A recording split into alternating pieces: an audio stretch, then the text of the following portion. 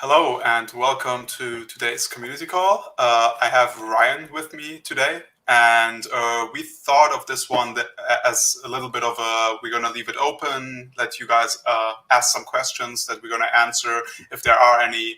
And otherwise, we're going to be going over the wireframe of the roadmap that we put up. We have some items on there. There has not been that much of an explanation for it yet. So we're just going to be going over them, what they actually mean, what is API3 doing, and show you a bit maybe of the roadmap that we have built out so far. So yeah, what do you want to start with, Ryan? With the roadmap, or should we start with the other things? Let's go ahead and start with the roadmap. That way we kind of get a high-level picture, and then we can go through the individual items and what they are.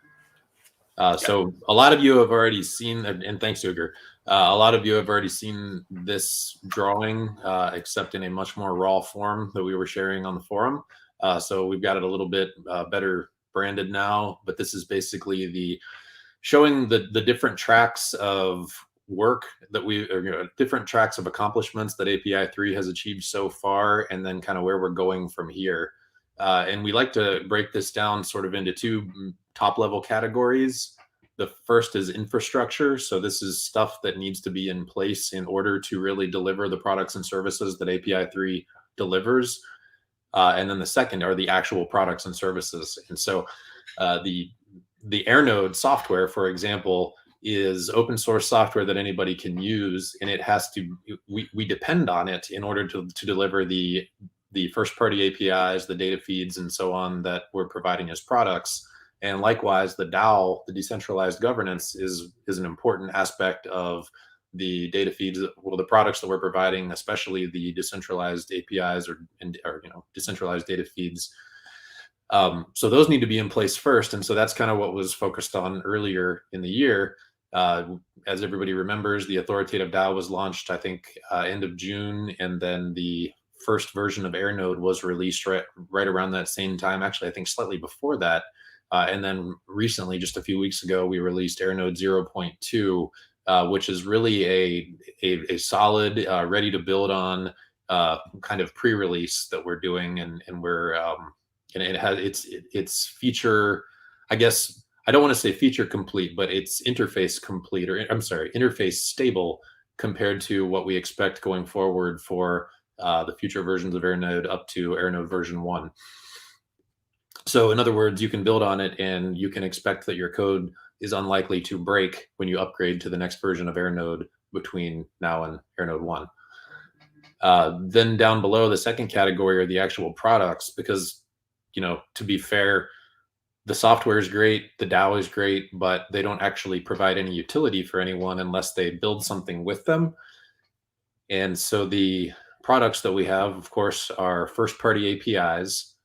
And then, of course, and these are like really the first section there is 3 what we consider to be major accomplishments that relate to first-party APIs. So releasing AirNode in the first place and making it possible making it possible, not just possible, but possible and feasible and easy for a data provider, an API provider, to run their own Oracle without any effort and provide it as a first-party API. That was a major accomplishment. Then, of course, we announced the API3 Alliance, which is at the time it was about 125, actually a little over 125 API providers that were planning to run first-party oracles using AirNode. And of course, that number is up to like 160 or 170 now, but it's, and it will continue to grow. And then finally, not too long ago, we released we announced or launched the Web3 API search on our website, which gives you as a user, as a developer, the ability to find the specific APIs that you might be looking for, search by category, get in touch with the provider if you need to, and even gives you detailed instructions on how to access the APIs via AirNode. So I guess that's what we've already accomplished, and now where do we go from here? So the next things that we have coming on the API access track are, and we talked about this a little bit, I think last week, the open access for developers, which is an event that we're running, and I'm going to let Ugur dig into that more, but it's coming up soon. And then we've got we've got from there programmatic subscriptions, first party AP, or whoops, that actually looks like a typo there. So I'm going to have to talk to them about that. And then data beacons, which are a first party type of data feed, and then decentralized APIs, a decentralized first party data feed, and then our insurance product. So that's the high level overview. And I guess at this point, I'll hand it back to Ugur to go through and talk about what all this stuff means. Yeah, sure. I'm going to be covering the open access just rudimentary. You're going to read all about it when we are publishing basically the news about it. But essentially, it is what it sounds like. It's going to be a period where we're going to make APIs available free of charge, and developers can play around with them and figure out how it works, incorporate them, and pretty much play around and see how it's going to be like to implement the actual thing. And these are going to be run by the actual businesses, like our members of the API3 Alliance, and also actually on mainnet. And yeah, more to come in the next couple of weeks. For the other things, I think we covered the programmatic subscriptions already in a last call. What it basically means is that people can subscribe to AirNodes automatically by locking up API3 tokens without us whitelisting them manually, which is going to be a major bottleneck if we would do that manually. And now I'm just going to, I prepared like a little bit of a presentation, so I'm just going to be going over what first-party APIs means, what data beacons mean, and what the APIs mean. So you have a little bit of an understanding of what the actual products are that we put out, and then it makes like sense, maybe more sense what we have on our roadmap. I'm going to be removing the roadmap. And real quick there, on the far right, the one that said AirNode first-party APIs, so that's actually supposed to be cross-chain subscriptions. Sorry, this is still a work in progress. I just got a copy from the designer, and apparently we need to get that updated. But that should say cross-chain subscriptions following programmatic subscriptions. All right, a little bit of a presentation. So, I mean, most of you are aware what an API is. For those of you who don't, I brought like a little bit of a brief example. If you have a smartphone and you want to check the weather on your smartphone, on your weather app, what happens in the background is actually that your smartphone talks to a weather data provider, in this case, weather.com, for instance, and it does so by something called an API. So you can trigger this API over the internet, and this is typically done through a function like a get function, and it would, for instance, be get temperature London. And the answer you receive in that sense would then be the temperature for London that is then displayed on your phone. This is how, on a rudimentary level, an API works. The issue is, over a blockchain, this doesn't function. You cannot call APIs over the blockchain directly because blockchains are isolated. You need something to pull the data in order to be able to communicate with it. And essentially, this is where AirNode comes in. AirNode builds the bridge, so these APIs that already exist in Web 2 can be called on the blockchain, aka Web 3. How this is done is basically that AirNode is a wrapper around the API. The only thing AirNode does is it basically makes the functionality of the API available on chain. So what your phone does on the regular internet, so to speak, ask for the temperature, can be done over the blockchain with AirNode as a wrapper around that API. So essentially, the dApp on the blockchain will ask for the exact same thing, get temperature London. What happens then is that AirNode sees the request on chain and asks the API, receives an answer, and then that answer is ready to be brought on chain. And then the application basically writes another request and writes that answer onto the blockchain, 10 degrees, and then it can consume that data. This is, on a rudimentary level, how the request response protocol of API3 works. And there are several use cases for it. I think Ryan maybe wants to mention one or two. Yeah, I guess using the sample that you already have, or the example you already have here, so you say get temperature London, and of course there are many locations around the world, and it would be quite expensive and maybe too much of a burden to be constantly publishing the location everywhere around the world on every blockchain. So in this example, what it allows you to do is it allows the application, to the smart contract itself, to say, okay, I want the temperature in London right now, or I want the temperature in New York right now, and only get it on more of an on-demand basis rather than the much less efficient way of constantly publishing it all the time. So that is one example right there. Perhaps a more compelling example would be whenever your application wants to call an API where identity would be part of the request, where you get a different response depending on who you are or some sort of like situational context in the way that the application is being run or who's running it or whose wallet it's connected to. Then of course a data feed, like a constantly automated data feed that's just dumping data onto the blockchain, doesn't work. If you're trying to access your bank account, for example, it's not reasonable at all to be constantly publishing everyone's private bank account information on a blockchain.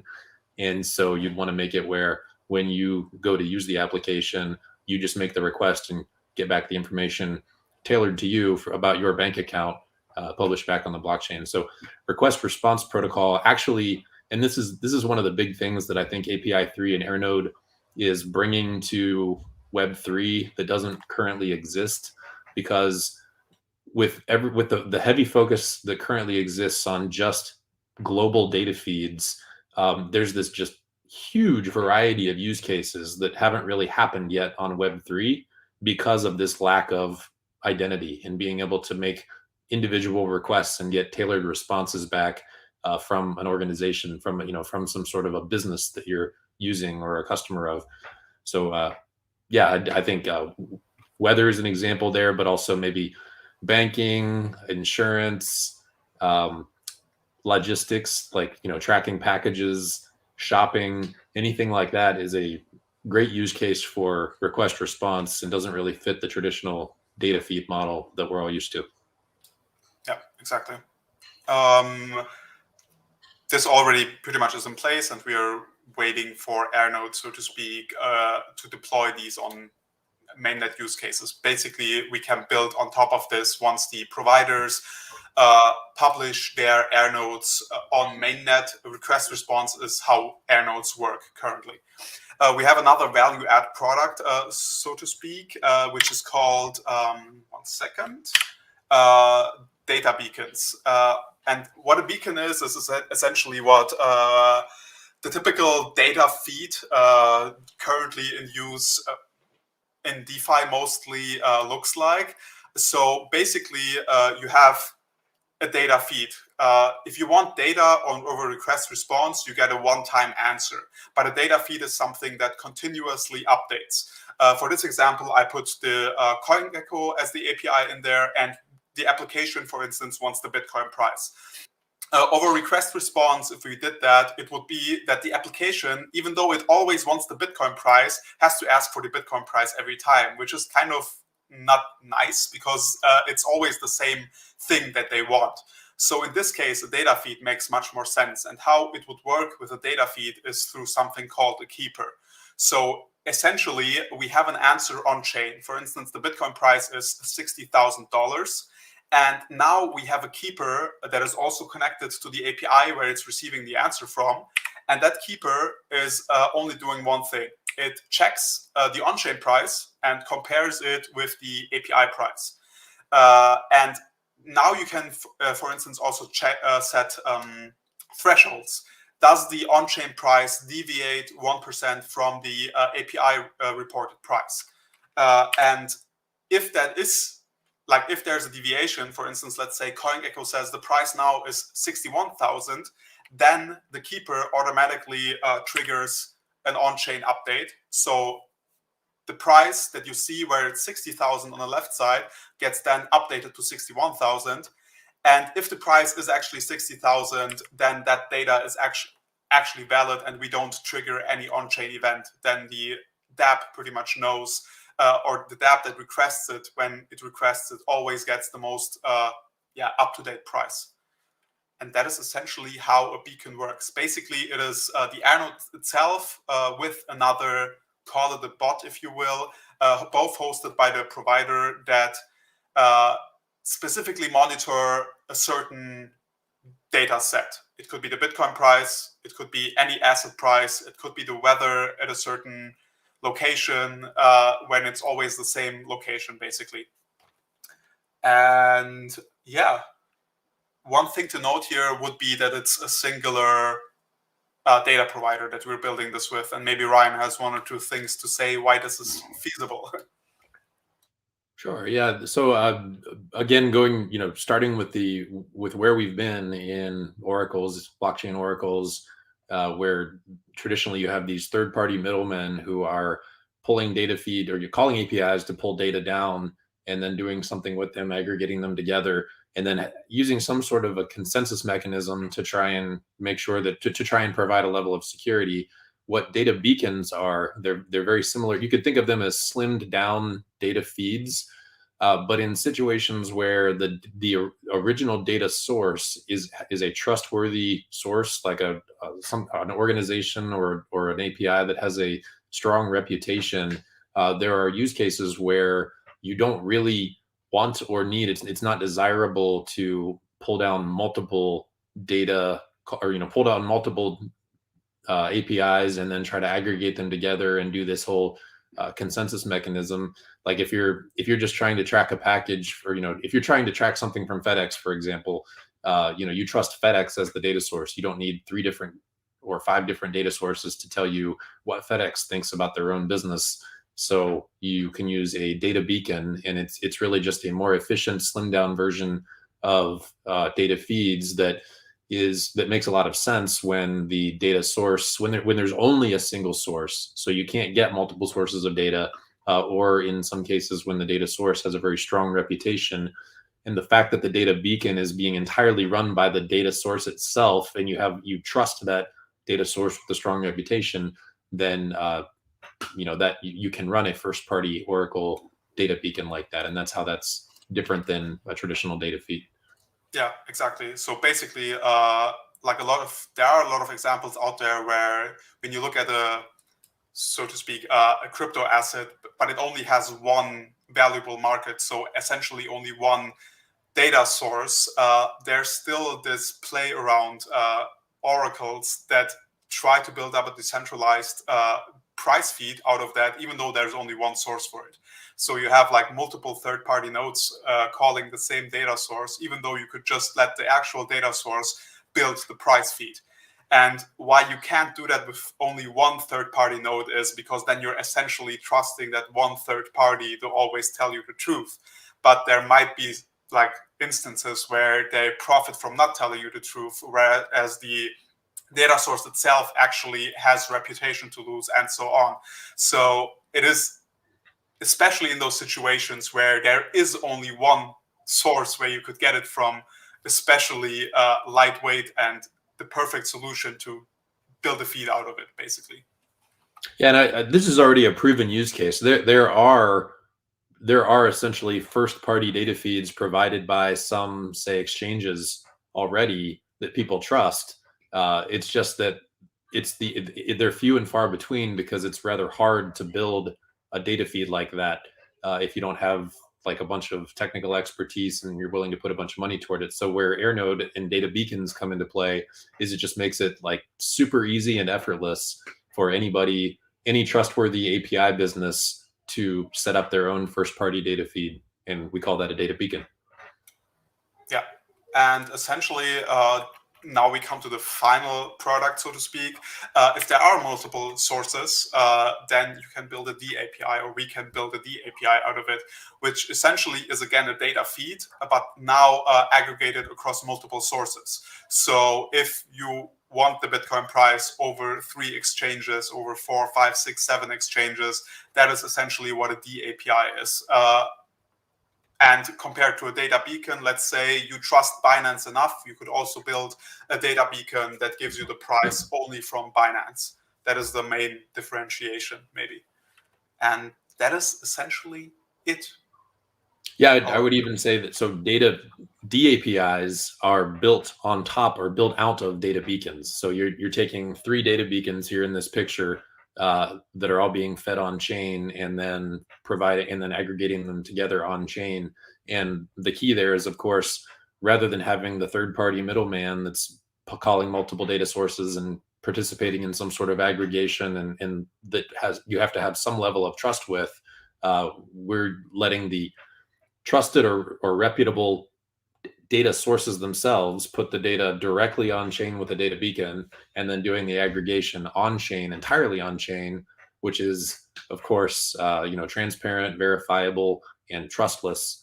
So you know that you're getting the data from the original source, and you can clearly see as the user or as the developer of the application how that data is being aggregated and how the decisions being made. So you have more confidence in your data, in your decentralized data feed, than with traditional decentralized data feeds.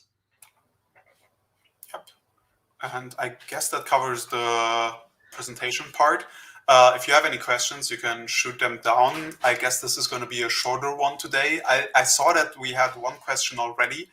I'm just going to put it up. Is the team thinking about any EVM compatible L2 integrations on the roadmap? Maybe I'll give a little bit of a background how AirNode works, and that will essentially answer your question. So AirNode is separate from a blockchain node. If a provider is running AirNode, then they can connect to as many blockchains as they want with that specific AirNode, which means that if we push this live on mainnet, it will not be now we're integrated on Ethereum, now we're integrated on Phantom or whatever. We can theoretically push a single provider onto as many chains as we want instantaneously, given that there is a blockchain node that they can use. And there's different type of blockchain nodes that you could use. You could run your own blockchain node over, for instance, Amazon. They have managed Ethereum nodes by now, I think. You could use a service like Infura. You could use Alchemy. There's decentralized versions like Pocket Network, and there's also open WebSockets that the chains itself provide. So there's numerous options of connecting to a blockchain, and you can point a single air node towards multiple blockchains at the same time. And I think that should answer what our intention is, I hope. So in AirNode is already integrated with a number of layer 2 EVM compatible chains. So yes, they're absolutely thinking about it, and I would say the goal is all of them. Of course, all of them that are within reason. But yeah, we want to be on as many chains, layer 1 or layer 2, that are EVM compatible as possible, and then of course, even ideally, chains that are not EVM compatible down the road. Yeah. I actually don't have anything more, and it doesn't appear like we have that many questions. So if there aren't any questions coming up in the next couple of seconds, I'm just going to call it quits and let everybody enjoy Thanksgiving, I guess. Yeah, nothing? Yeah, all right. Then I want to thank Ryan for taking time off on Thanksgiving and going over the roadmap with me, and for everybody tuning in, listening in. And if you have any questions, you can always come to our Discord and ask ahead. Absolutely. Thank you, Ugur, and see everybody online. Bye-bye.